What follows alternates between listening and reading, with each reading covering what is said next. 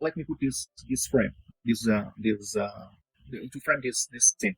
So after Deirdre's death, two of the closest to her go back to places where the echoes of conversations that maybe never happened and memories of events that might never have happened.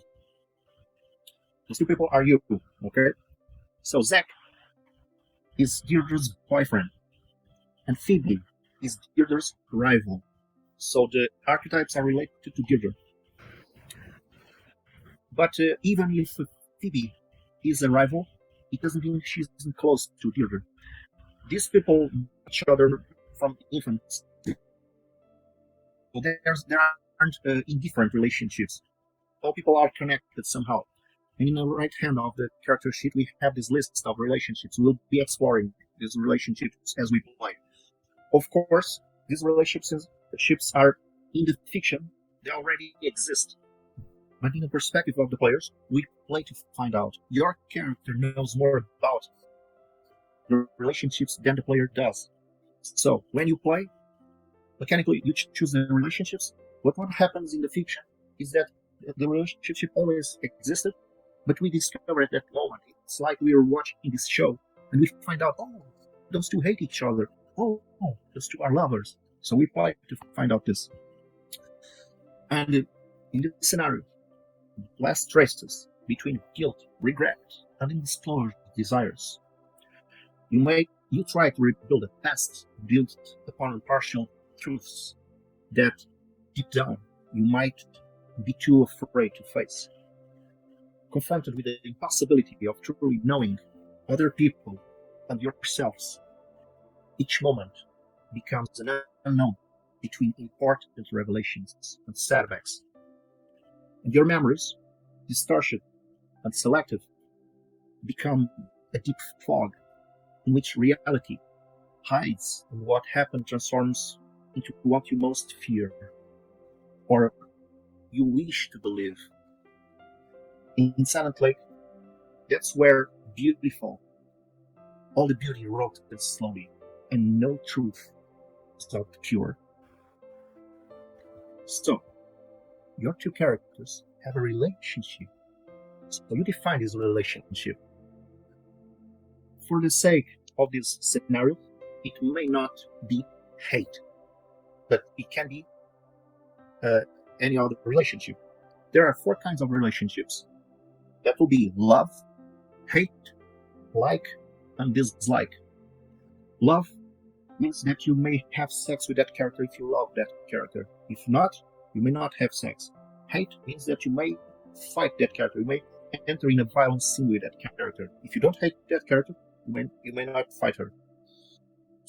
If you like the character, you may have dialogue scenes, and they're good for you. They're quite generous. The characters are quite generous when they like each other and have dialogue scenes. If you dislike the character, you won't be fighting because you don't hate the character, you just dislike. So it's not something as visceral as would be like a hate relationship. No. It's not as hard as that. It means that you may have a dialogue scene, but the dialogue scene will be always desperate, even if you're not at full melancholic color.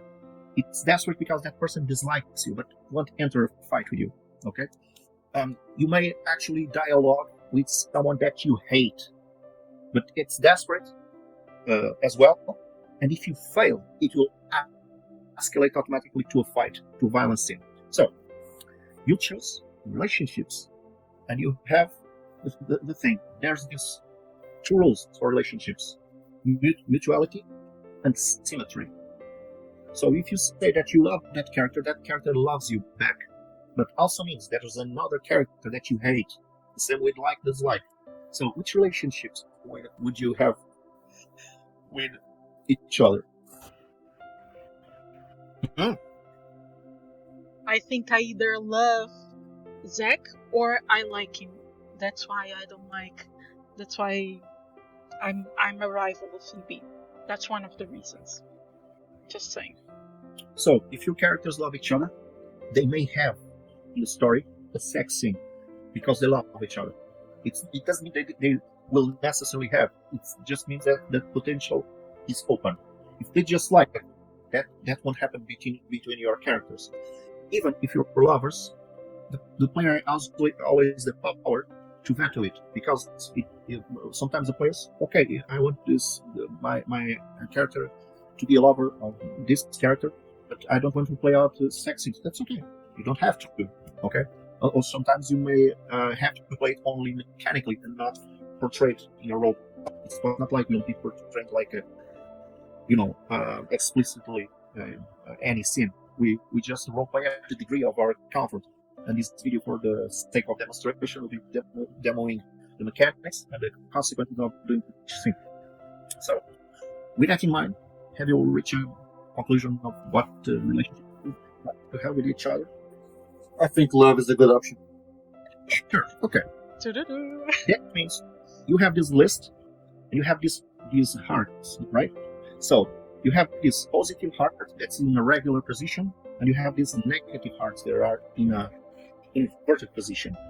When you paint the heart in full, it means that you love. If you paint the inverted heart in full, that means that you hate.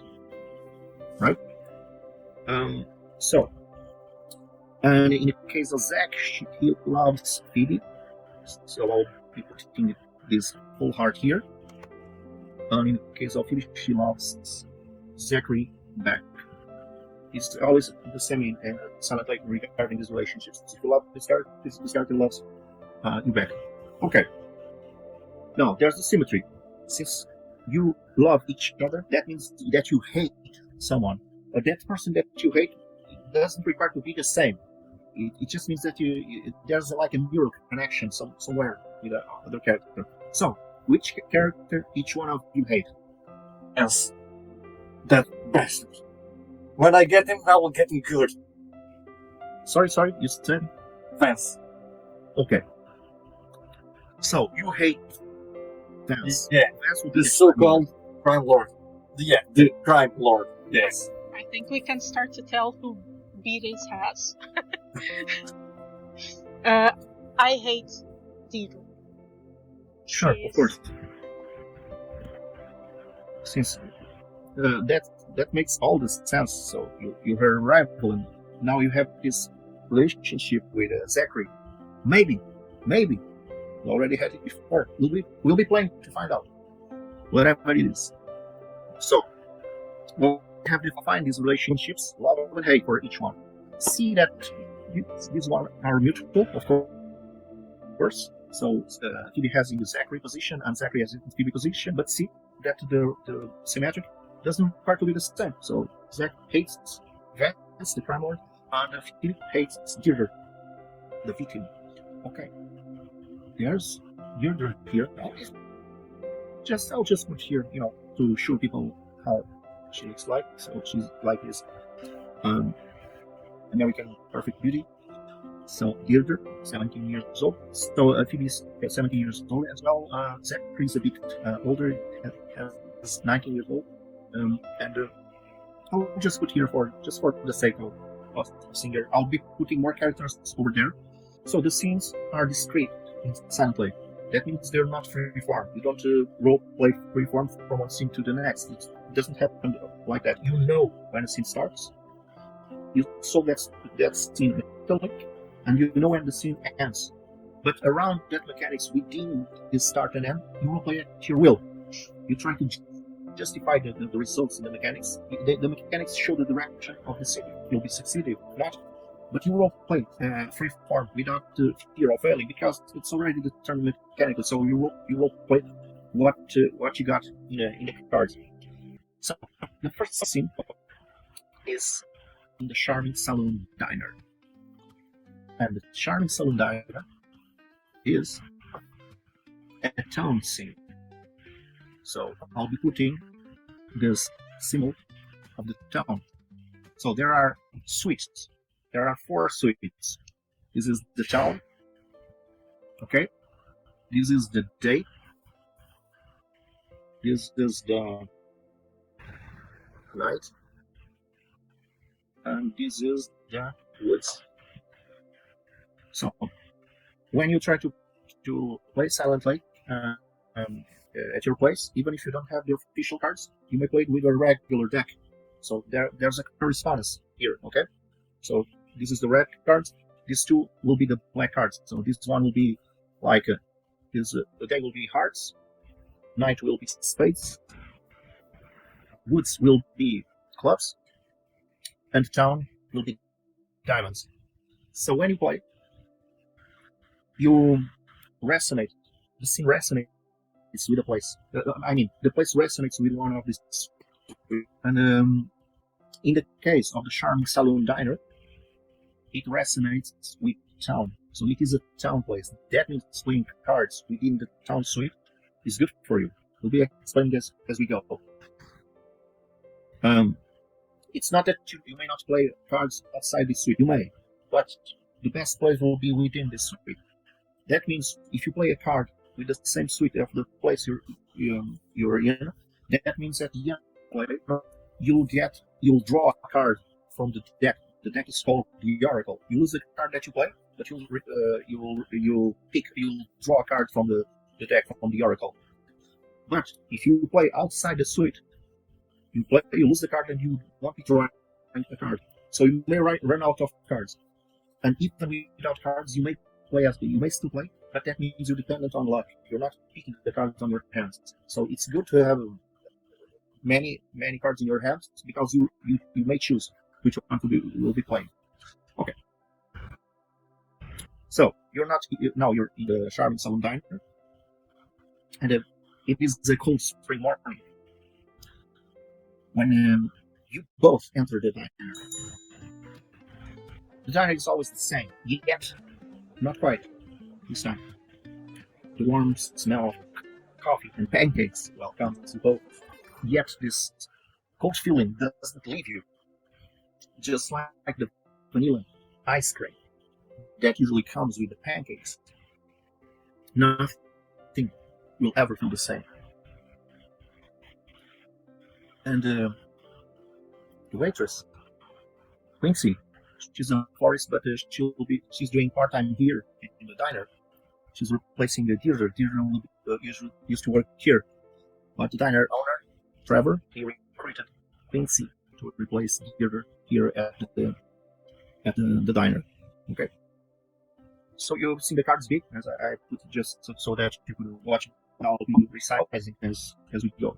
I'll be putting Trevor here, so that you know that Trevor is in the diner, and I'll be putting Quincy over here as well, next to him. Okay.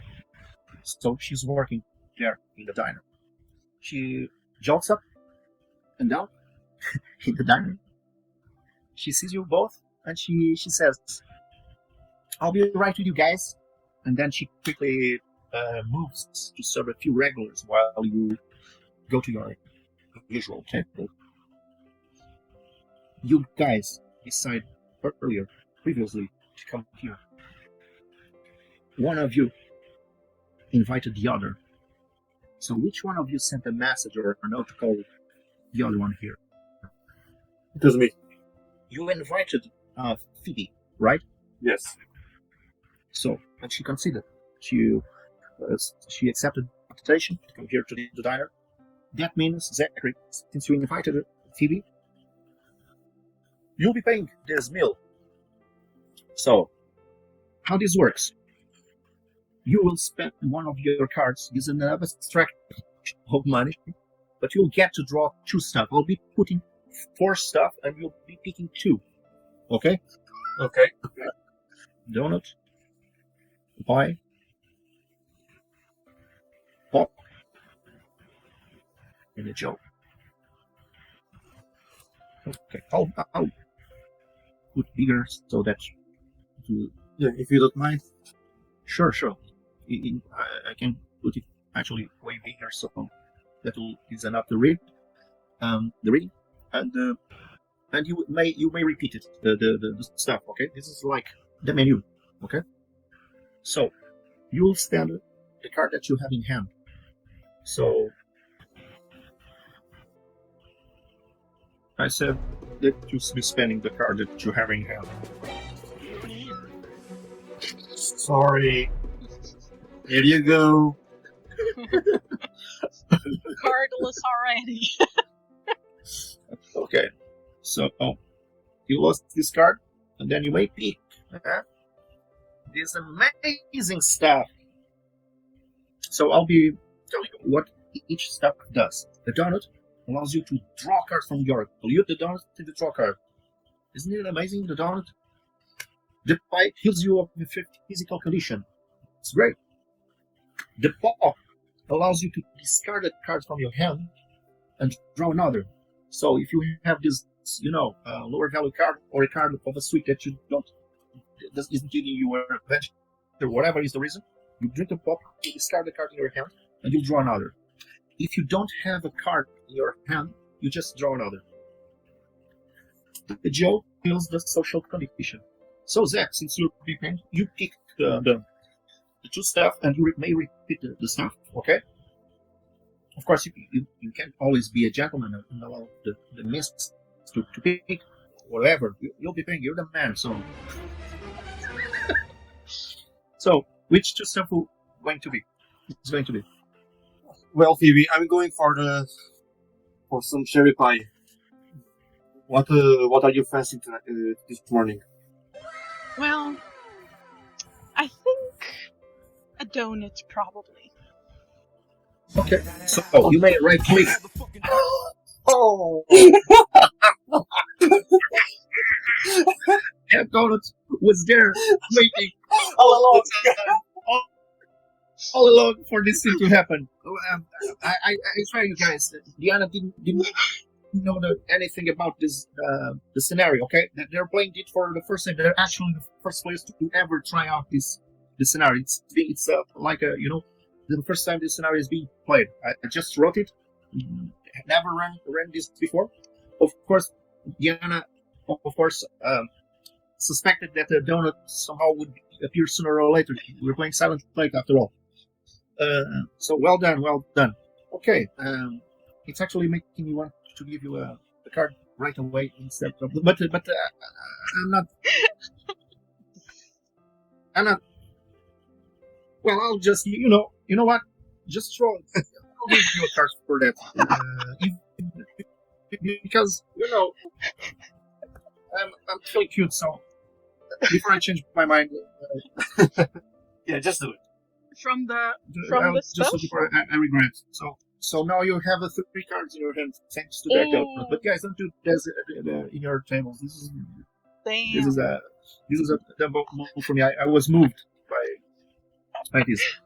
So, but you pick the donut, the card with the donut, so you might use as well.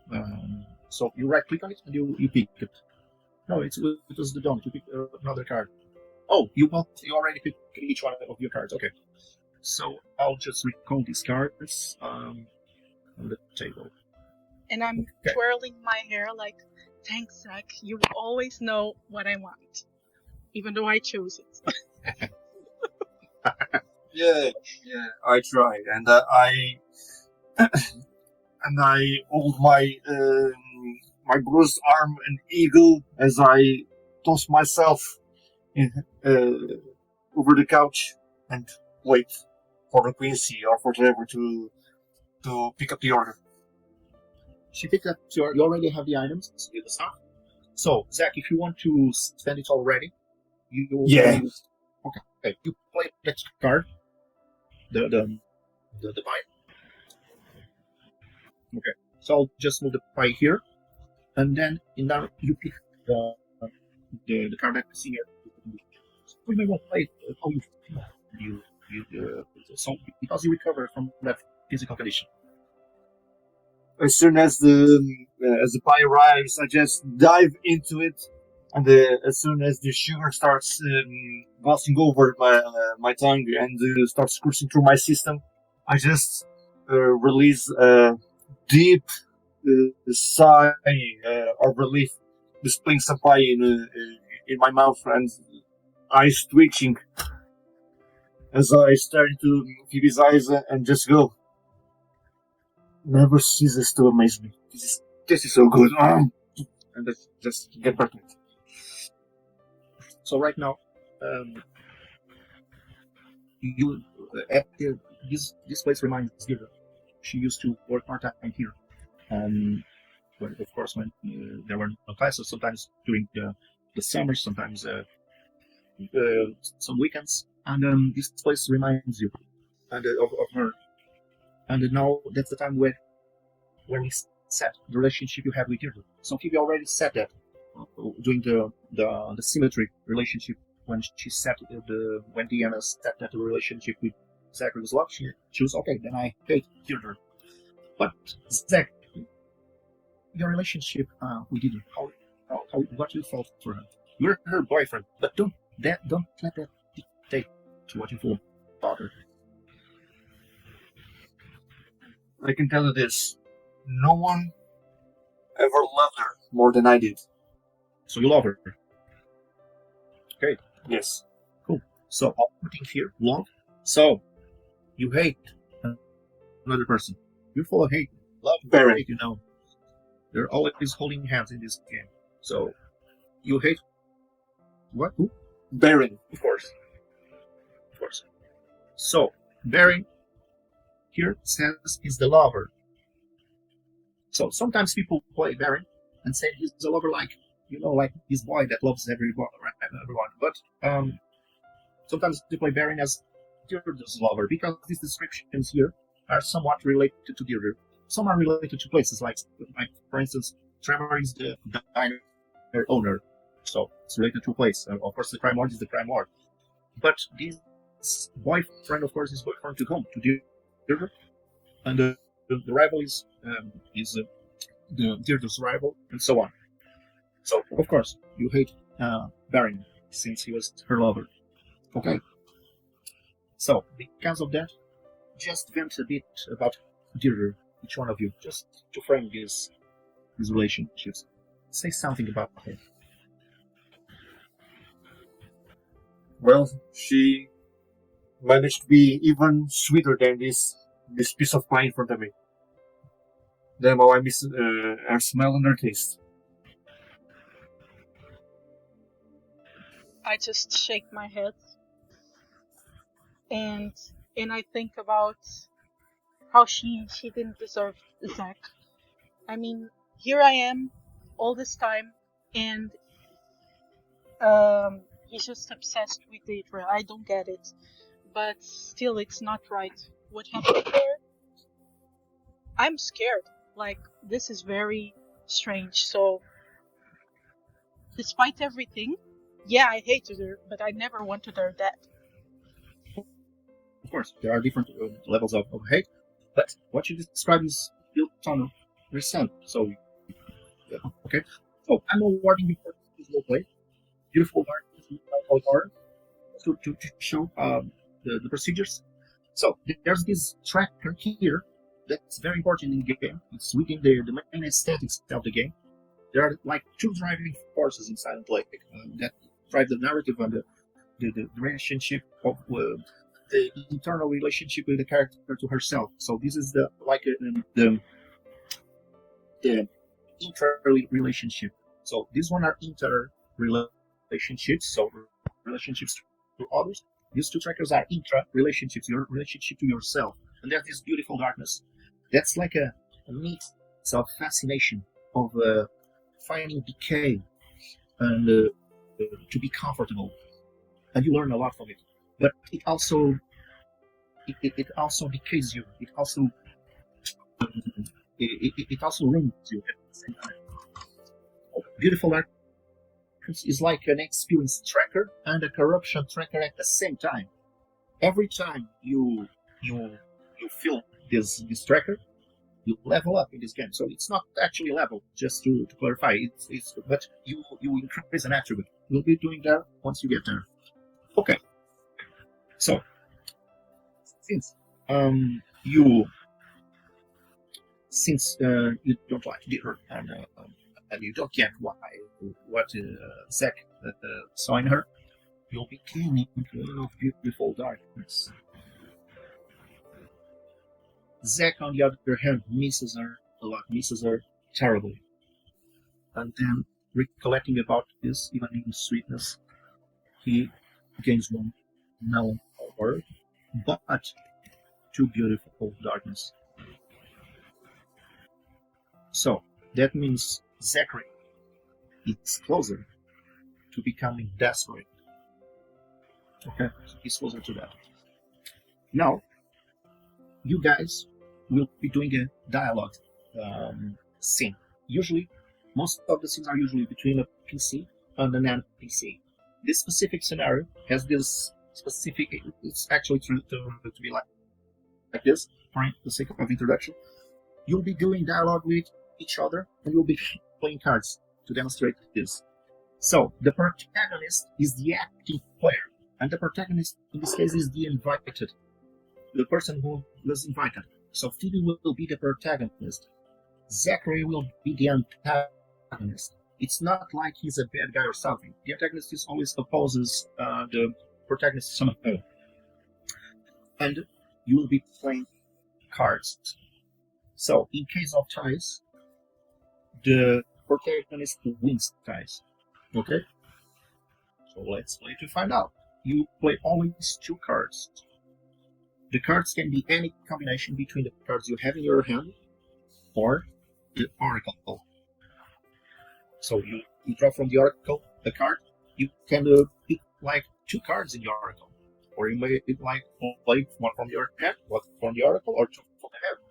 Since Zack has a town card, it will be actually a good play to play his only card, because it's a town card, independently from the value, because he knows he'll be getting this back. I'll just put here just to show off, okay, just so we can see the card. Do you want me to draw from the oracle, or are you going to deal the card? You don't.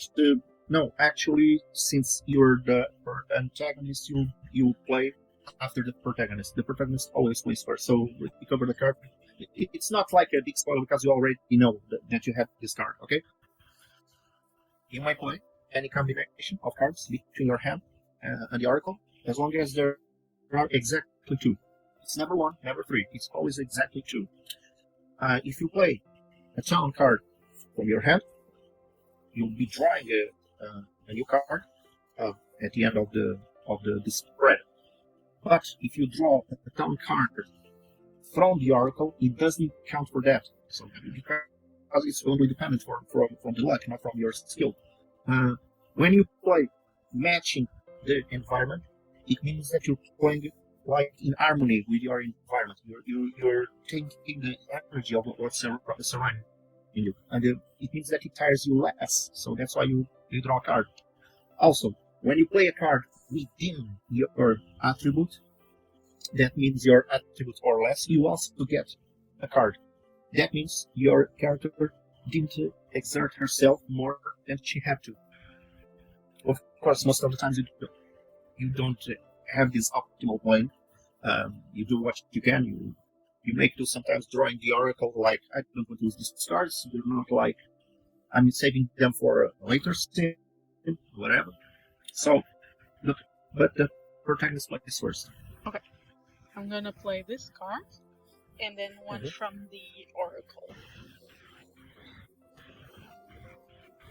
Okay, so this one is I'll just put here in the condition. It's not like in the condition just because it's a nice place to be, and we have these screen limitations. So this one you played from your hand, right? And you play from the oracle. Can you drag from the oracle to here? Let me see. Yes. Yep. You just can't resize it. So this is a knight card. So before seeing what Zack's play, we also right away the checks. There's the mastery check and the environment check. So the environment check, it's a town card. You have a town card. So you draw a card from the oracle and you put in your hand. Okay. Nice move. You play the card of the same side of the place you had. Oops. Sorry. Oh, you pick it. You put to your hand. Let's pretend we didn't see that. This is the limitations of the virtual tabletops. Okay. On the other hand, if Well, you have dialogue 3. It's not a lot, but if you play like a card 2 or 1, you'll also be picking a card or drawing a card from the oracle. So, now it's your turn, Zack. So, one from the hand, Okay. and one from the oracle. Okay.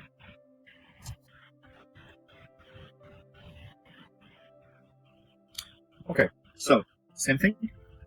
This 4, well, it's above your dialogue, so it's not like because of this, but it is in the same suite, the town suite.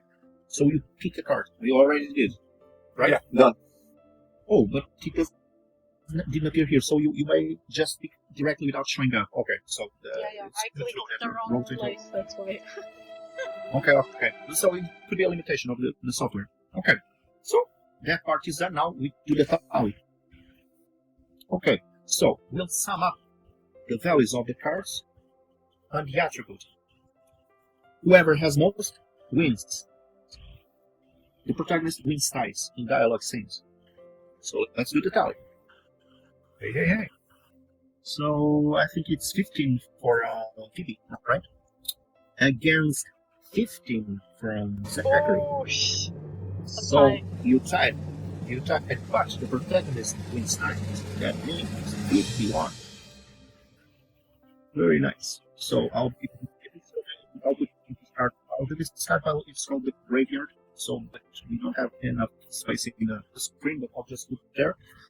Since you won this conversation, the antagonist will reveal you 3 places that give you memories. So, antagonist, that means Zachary. I'll be giving you 3 places. And the role play, you'll be doing this role play, talking, and these 3 places give you memories. I'll be sending you a private message just with the places, okay? Even if you don't know what they mean, don't be comfortable. It's part of the fun is actually to come up with a meaning. with lore. Play doesn't have a hard lore. No, not really.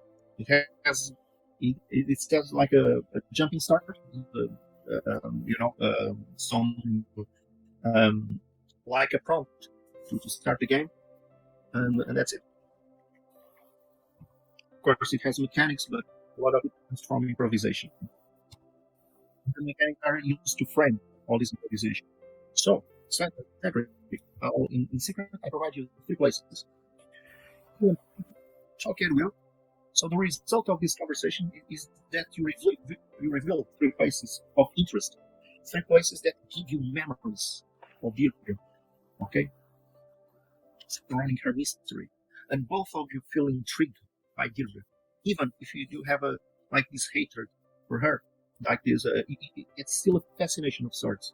It has this compelling magnetism over you. Okay, role play it away. So, as the pie sets in, as some awkward silence starts to breathe into the table, I gaze into the distance, way beyond Phoebe's eyes, and I just start,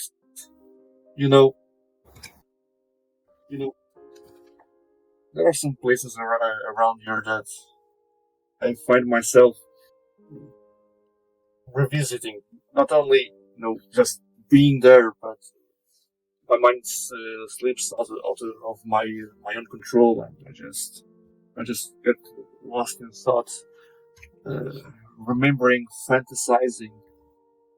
Places like all stuff that goes on in the forgotten antique cabin. Those bastards around the Grand Continental, and that place, the Echo platform, where you see the lake, you see the reflex, you go and see the sunset. Yeah. Man, We always did have fun there, didn't we? Sometimes I still remember She always liked to look at the lake, didn't she? She would just stand under the sun and stare at the water like she knew Like there was a something. calling. Yeah. Okay, I'll just positive it. So, he revealed 3 places: the Echo platform, the Continental Line carriage, and the hunting cabin. Okay, so now you're developing a memory of sorts around the Echo platform. Try to make sure that you at least frame a bit of all the 3, one, then the other, but you talk organically around these 3 teams, and then I'll interrupt you again just to go to the next step. Roleplay it away. Yeah, it's like she always felt drawn to these to the platform, but you know, my favorite place was always the cabin. We just could do whatever we wanted to do.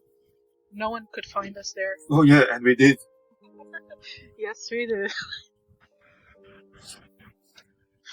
Sorry.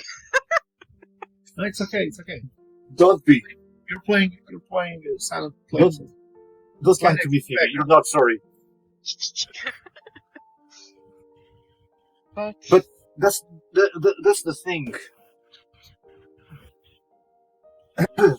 Not only Deirdre, but us, for some reason, we are drawn to places that are left abandoned, forgotten. You know, the Echo platform, barely anyone goes there. The hunting cabin, who the hell goes hunting? The sheriff? yeah. And The line grandson. carriage, the line carriage. The tracks are roots, for Christ's sakes. Don't you feel that sometimes in this town? It's like we're the carriage. We're just stopped in our tracks, nowhere to go. Sometimes I even wonder if we still have a purpose. I don't know. I mean, just being here is some kind of purpose, I guess. But I mean, you're right. This town, this cursed place, it draws you in, even when you start thinking outside the zone, going out, explore the country. The thought doesn't alter anything.